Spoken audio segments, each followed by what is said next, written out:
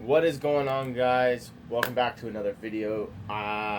Obviously, since I'm making another video, this means that I took a trade today, and as you can see on the charts, we took another win. I don't know if you guys are wanting me to do charting sessions. I actually might do charting sessions regardless, like make YouTube videos of charting sessions even if I don't trade, because I don't know, I just feel like that could be beneficial. It would just make me go over the day and realize, well, why didn't I take the trade, the learning lessons, etc. So, anyways, but yeah, let me know in the comments if you guys want to see that, because if you do, I will do that. I'm probably going to do it regardless. So anyways, this is the trade we took today. We took longs on NQ, and I'm going to go over why I took longs today. So I'm just going to go into replay mode here. Actually, you know what? Let's get rid of all the drawings. Let's get rid of this. Let's get rid of everything. All right. So first things first, initially, when I first hopped on the chart today, I was thinking we might be bearish. And the reason why I was thinking we might be bearish is we swept out these highs, swept out these relative equal highs here, and we were tapping into this daily fair value gap. So, like, that was telling me that, like, hey, there's a high time for the PD arrays telling us we might go to the downside. It's pretty, makes sense. But that was, like, I was kind of bearish on that. And then when I came down to the 4-hour time frame, this is kind of where I got a little bit iffy, because as you can see, we have this small 4-hour fair value gap, and we literally weren't respecting it whatsoever. We were just pushing, we were just like ramming right through that. So in my brain, I was thinking, well, maybe I'm gonna take a look at the 1 hour, because the 1 hour will probably tell more of a story. Now, when it was coming closer to 7 o'clock, which is when the hourly candle would close, we were not respecting it. So at first we swept this high, and the candle so we swept the high and the candle started coming down. And when that happened, I thought for sure we were shorting, because we were respecting this fair value gap.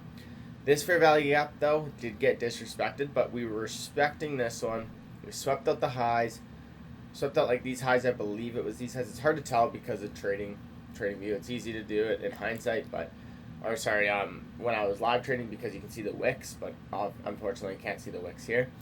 But we were basically respecting this at one point. So I was thinking maybe we're looking for a short. So I dropped down time frames, and I was kind of just like, let's go to the 7. Let's go to replay now.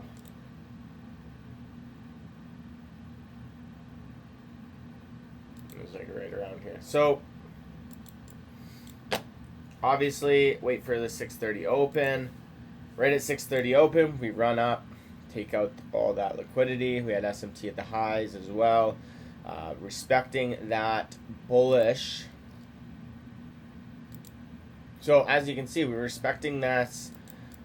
We were respecting the hourly fair value gap, and then we made this push down. Was making me think, okay, we're going to look for shorts. I was open to shorting literally off this 5-minute fair value gap. I was going to probably short down, take out all this LRL, and continue going lower, because we were in a daily fair value gap, swept out daily highs, and then we just swept out more liquidity, respecting that 1 hour fair value gap, and then 5-minute inverse fair value gap. But the problem is that when I came into this time frame here, I was looking at this, and I seen this huge wick. So this huge wick here in this 5-minute, and I was like, okay, well, if you look at the 1 hour, we disrespected this 1 hour.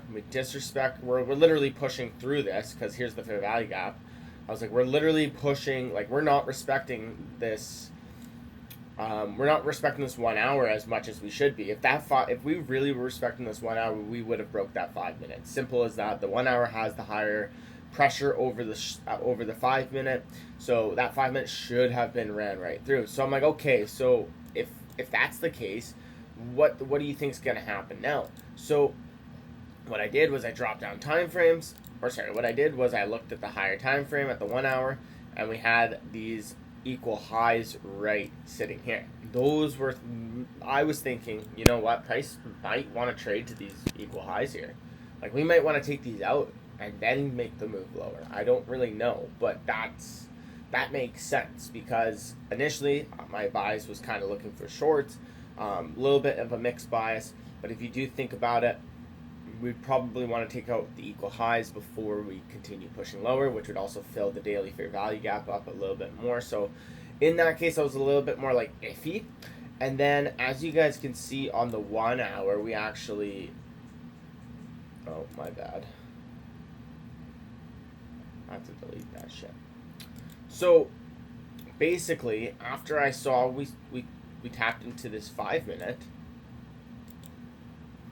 so after I saw that we tapped into this 5 minute, because this is the 5 minute I wanted to short off of, I see this huge wick. I think, well, maybe we actually have potential of going to the upside, continuing to these equal highs up here.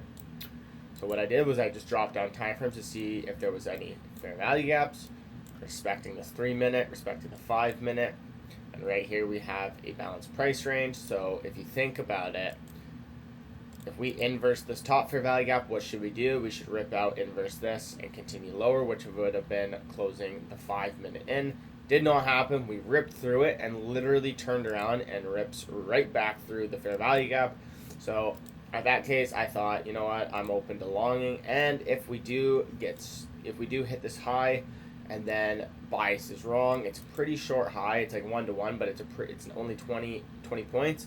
So break even is pretty low, and we would have a risk-free trade, and then we can take the short that we really wanted. So basically I did that, and then obviously just take it up to the 1-to-2 mark that we were at.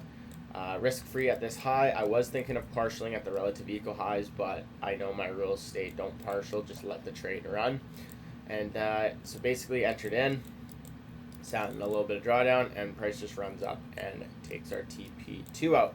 Now I do believe shorts are valid still, just for those reasons, but the fact that we've just disrespected all of these PD arrays is making me think we want to continue higher long term. But as of the current state we're in, as you can see, like, we're coming down to fill the 1 hour. We might fill more, but since we're already filling this 1 hour, we might go back up from there now. But yeah, I'm one and done for the day.